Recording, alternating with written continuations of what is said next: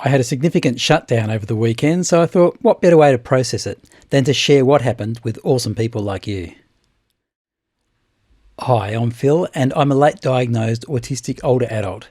And it's my goal to advocate for older autistic adults by talking openly about my experiences and explaining the science behind autism along the way.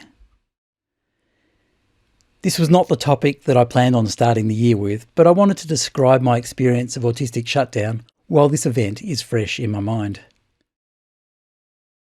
I'm also going to approach this topic a little bit differently in that usually I talk fairly generally about my experiences, but for this topic I want to be very specific as to what happened, to give a more detailed account of the thoughts and stimuli that led to this particular event. Okay, so to start with, what is an autistic shutdown? In a purely evolutionary sense, when animals, humans included, sense danger, they typically respond in one of three ways: fight, flight, or freeze. That is, they fight for survival against the danger or predator, run away from the danger, or stay still or play dead, so the predator focuses on other prey. These actions emanate from the amygdala, which is responsible for our fear and anxiety responses. The amygdala is part of the brain's limbic system, which is responsible more generally for emotional and behavioural responses. In our autistic brain, these three survival responses show up as meltdowns, which is the fight response, eloping or running away, which is the flight response, and shutdowns, which is the freeze response. Actually, there is a fourth, less known response, which is called fawning. This is where we try to appease the predator by being submissive, like an animal rolling on its back or cowering. In the autistic experience, this is highly related to masking. All these responses are the brain's way of coping with a stress event, which may be induced by emotional dysregulation, sensory overstimulation, or a situation that challenges our autistic need for truth, accuracy, and facts. An autistic person may choose to shut down as a way of self-preservation in these stress events, or the shutdown may occur as an automatic and uncontrollable response to the situation. In a shutdown, an autistic person may become unresponsive, lose the ability to speak or communicate, may disassociate from their surroundings, which may look like they are zoning out. They may also become quite still or even flee from the situation by combining the flight response. The important thing here is that every autistic person is different in the characteristics of their shutdown experiences, and also each individual shutdown experience might be different from the last. This makes sense as the external stresses and environment will be different each time. Also, not every person will experience shutdowns. We may experience them more or less in different parts of our lives as life's demands ebb and flow. Okay, so what happened to me that led me to having a shutdown? It was a holiday weekend here in Australia to celebrate our National Day, so Trish and I were having a weekend at the Gippsland Lakes doing some sailing, and we were also joined by some of Trish's family in the evenings. Despite sailing being one of my special interests, I had a day on the water that left me a bit emotionally spent due to the combination of a couple of factors. Firstly, we'd spotted another boat which we had almost purchased a while back when it was for sale, and that boat would have fulfilled everything that we'd been dreaming about for decades in the perfect boat for us. Sadly, when we had the opportunity to buy it, I had an autistic decision anxiety episode which caused a shutdown. And to cut a long story short, that meant we missed out on our dream. So seeing this exact boat on the water was highly triggering for me. Following up on this, we then had some equipment issues with our existing boat, which left the sailing a little bit tainted for the day. We then went back to our accommodation where we met up with several other family members. Now let me say at the outset, I like our extended family. But with my emotional system already in a state of dysregulation, I was in for a challenging evening. Firstly, the group decided on Chinese food for dinner. For me, this type of meal sits well outside my safe food range, so I cooked some chicken nuggets instead.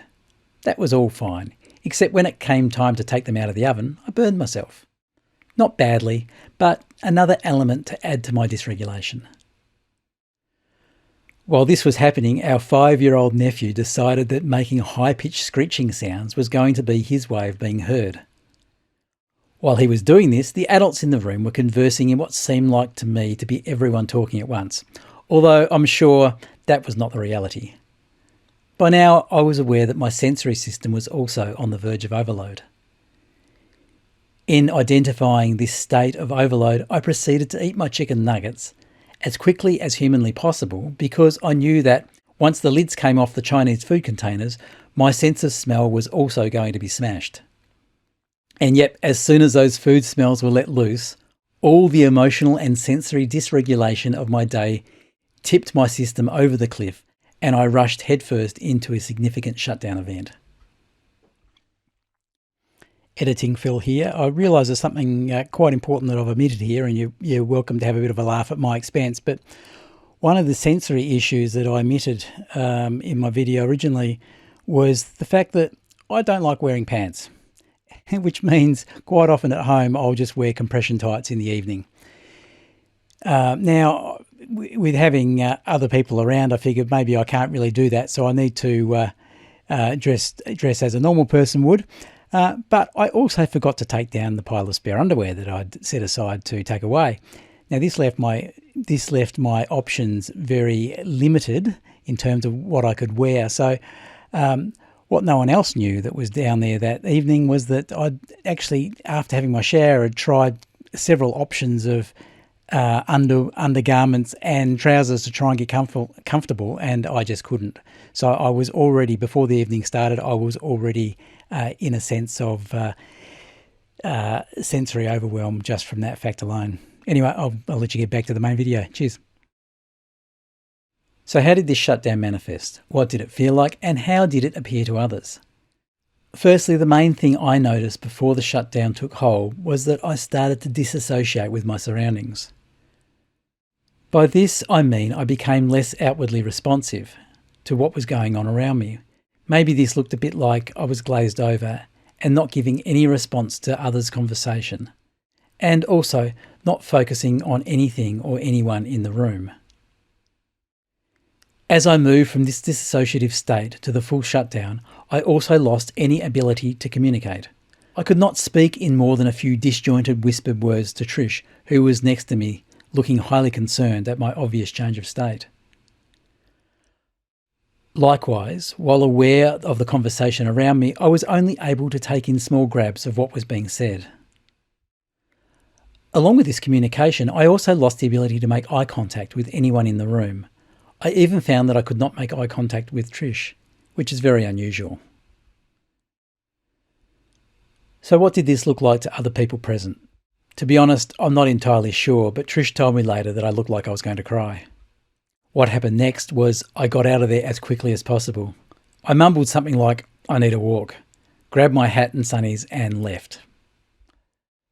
Fortunately, it was a nice evening and I was able to go down to the lake to walk and recover. Poor Trish was quite worried and sent several text messages, which I didn't see, asking if I was okay. Finally, she rang and I was able to confirm that I was okay and doing better than before. After half an hour or so, I was able to return and to some extent participate in the evening, although I do not have much memory of the following couple of hours. I think my reintegration was helped by the fact that we were going to try and photograph the comet that had been in our skies recently, and focusing on this other special interest was a bit of a bridge back to normality for me. So what are some of the key takeaways from having this shutdown?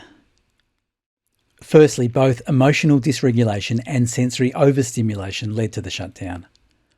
While either individually may have caused a shutdown, on this occasion having both in the same short time span was significant in the severity and depth of the shutdown I experienced.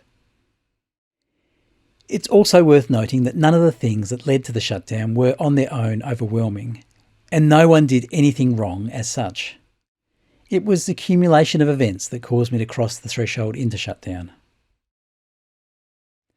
In analysing it, the path to shutdown was kind of like spiralling around a whirlpool, in that I knew something was not right as I started to spiral around the outside, but as I got closer to the actual shutdown, it escalated quite quickly, which in the analogy is like the drop into the hole in the middle.